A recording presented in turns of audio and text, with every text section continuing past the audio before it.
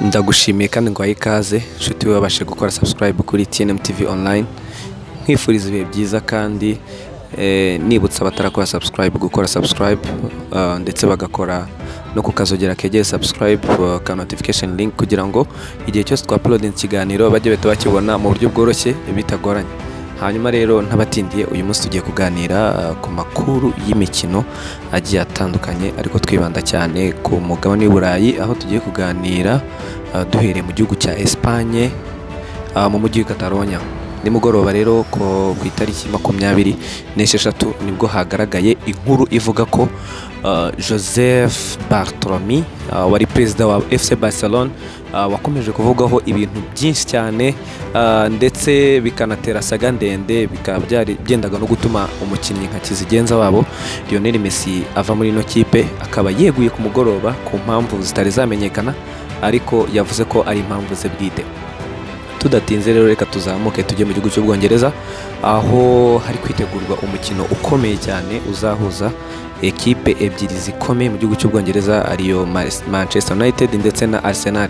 Iyi ni derby isanzwe imenyerewe mu gihugu cy'Ubwongereza ikunda guteza impaka nyinshi ndetse na deba kuko abafana ba Arsenal n'aba Man U barapingana birenze.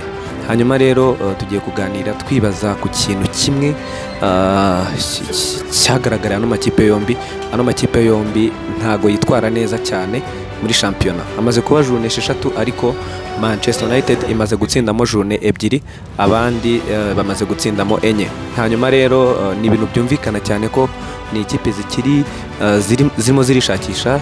Ku ruhande rwa Arsenal yaguze abakinnyi bagiye batandukanye abo twavuga muzi cyane nko bamaze gusinyisha vuba nga Thomas Partey ndetse na William Silva. Iyi ni attack ikomeye cyane, attack irimo Aubameyang ndetse na Lacazette ndetse na William. Byagakwiye ko muri no mikino 6 byibura baba bamaze gutsindamo imikino myinshi. Hanyuma na Manchester United ntago yatanzwe ku isoko kuko yaguze abakinnyi bagiye batandukanye. Abo twavuga basanzwe bazwi cyane ni nka Edison Cavani nimero 9 baguze bavanye mu ikipe ya Paris Saint-Germain ndetse bakaba baraguze n'undi musore witwa Alex Telles w'umunya-Brazil, bagura n'undi witwa Van de Beek w'umuholandi bavanye muri ekipe ya Ajax Amsterdam. Uyu ni umukino rero witezwe na benshi aho bose barimo baravuga ko ari umukino uzaba usobanura byinshi ku bakinnyi ba Manchester United, ushobora kwerekana yuko Manchester United ishobora kuzatanga competition cyangwa se ukerekana yuko Arsenal ishobora gutanga competition. Ikipe ya Arsenal rero ni ikipe imaze iminsi igerageza kwitwara neza ariko bitari neza cyane, aho twavuga ko ku mukino uheruka yatsinzwe na Leicester City igitego 1-0. Hanyuma Manchester United yo yari imaze kunganya n'ikipe ya Chelsea. Umukino ubanza yari yatsinze Paris Saint-Germain mu gihugu cy'iwabo.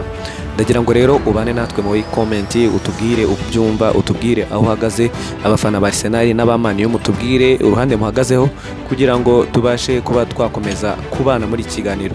Ndagira ngo nkwibutse gukora subscribe utarayikora, like, share na comment, ugakora no kukazogera kari ku ruhande kugira ngo ubone notification yose. Ndagushimiye. Ciao ciao.